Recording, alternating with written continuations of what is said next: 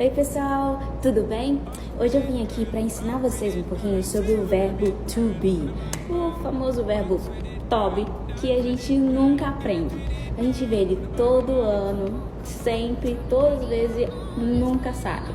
Aí chega lá e fala assim, ai professora, de novo o verbo to be? Mas por quê? Porque ainda não aprendeu. E sim, nós temos que usar ele sempre no inglês. É por isso que a gente está sempre estudando. Então hoje eu vou ensinar um pouquinho para vocês sobre o verbo to be. Espero que você entenda. Se você tiver qualquer dúvida, não tem problema. Você anota a sua dúvida e pergunte para a professora, ok? Então vamos lá. Vamos aprender um pouquinho sobre o verbo to be. Primeiro de tudo, o verbo to be, ele tem esse nome de to be, mas de to be ele não tem nada, tá? O to be, na verdade, o to, né, o TO que vem antes da palavra be, ele tá aqui só para me indicar que o verbo aqui está no infinitivo. O que é isso? Ele está na sua fase neutra, básica, ele não sofreu nenhuma conjugação, ele está ali paradinho, limpinho, tá bom? Então, o be aqui, esse sim é o verbo, ele tá puro, sem conjugação. Ele pode significar duas coisas na língua portuguesa. Ele pode significar o verbo ser e o verbo estar. E aí é que mora o nosso problema, porque o português ele acaba dificultando isso pra gente, já que tem dois significados. Quando que eu vou saber? Quando usar um ou o outro. Se tem dois significados, como que isso vai funcionar? Já vou mostrar um exemplo disso pra vocês. Mas antes disso, vamos ver um negócio aqui. O verbo be no presente, que é o que a gente vai estudar agora, no presente, ele pode se dividir, ele pode ser então conjugado, ele fica de três maneiras diferentes: am, are e is. O am, eu coloquei um asterisco aqui para você se lembrar que o am você só vai usar quando for o pronome eu, só, sempre, tá? Não tem como ser usado de nenhuma outra maneira, é só quando for eu. Já o are vai ser usado quando for os pronomes you, we e they. Normalmente, então, quando ele passa a ideia de pluralidade, então ele sempre vai dar a ideia de tem mais de uma coisa. Já o is, ele é usado quando for os pronomes he, she e it, terceira pessoa do singular, ou seja, para falar de apenas uma pessoa. Se você tiver isso aqui em mente, vai ficar muito mais fácil de conjugar, tá bom? Então, vamos ver agora alguns exemplos disso na prática. Vamos lá então. Aqui agora eu tenho duas frases bem parecidas. You are students e you are a student.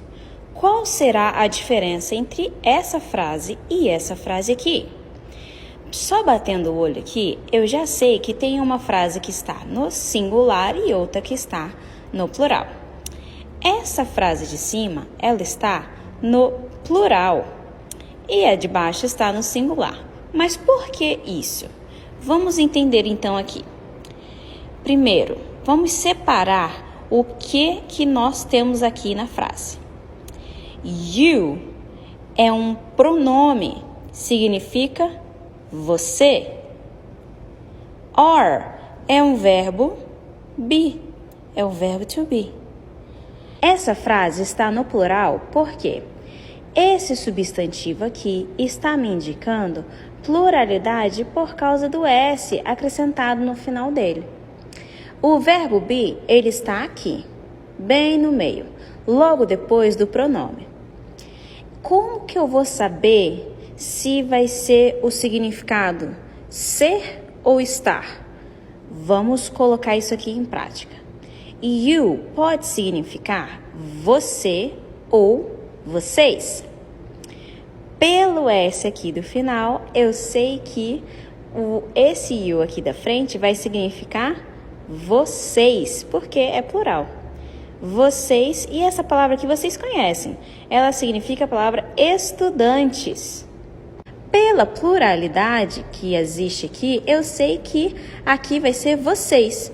Mas e o significado do verbo be aqui?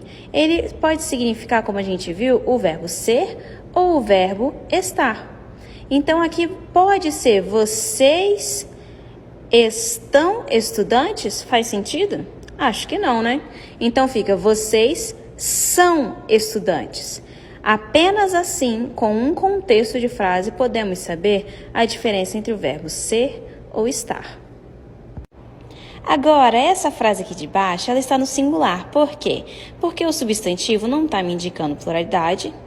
E eu tenho aqui um artigo que está me indicando que é algo singular. Esse artigo aqui, o significado dele na língua portuguesa pode ser o mesmo que nessa frase aqui, tá? Então, aqui, por estar no singular, eu sei que vai ser você e não vocês. Você, verbo be, um estudante. Eu posso dizer você está um estudante? Igual aqui do verbo estar? Não. Eu sei então que aqui, que por não fazer sentido, vai ser o verbo ser. Você é um estudante. Assim como no português, para que eu possa conjugar verbinhos, eu preciso dos pronomes. No inglês, para a gente poder conjugar verbo, usamos esses pronomes aqui. I, que significa eu, you, você, he, ele, she, ela, it, isso, aquilo, aquele, aquela, este, esta, ele, ela. O significado dele vai variar porque o it é o pronome neutro e ele pode ser usado para coisas, para animais, coisas e coisas abstratas. We significa nós, you, vocês, e they, eles ou elas. Já, então, para a gente conjugar um verbo, que é no caso aqui o verbo be, que pode significar o verbo ser ou estar, o verbo be conjugado, e cada pronome vai ter o seu verbo be amiguinho. No caso aqui, I am é o verbo be, you are é o verbo be, he is, she is, it is, we are, you are e they are. Não confundam. Isso aqui é pronome e isso aqui é verbo. Existe uma diferença muito grande. Você não pode dizer que I am é verbo be, porque não é. I é pronome e am é verbo to be. E qual pode ser o significado? Já que são dois ali, né, como a gente viu, pode significar eu sou ou eu estou, você é ou você está e por aí vai. Então é isso, pessoal. O verbo be, ele não é difícil, viu? Você consegue, acredite em você. E se ainda assim você ficou com alguma dúvida, algo que você não entendeu, não deixe de anotar no cantinho do seu caderno. Anote e não deixe de tirar essa sua dúvida, ok? Eu estou aqui para quando você precisar. Mas lembre-se, o inglês você só vai aprender se você colocá-lo em prática. Se você não praticar, não vai aprender. Então, se dedique, coloque as caras nos livros que vai dar tudo certo.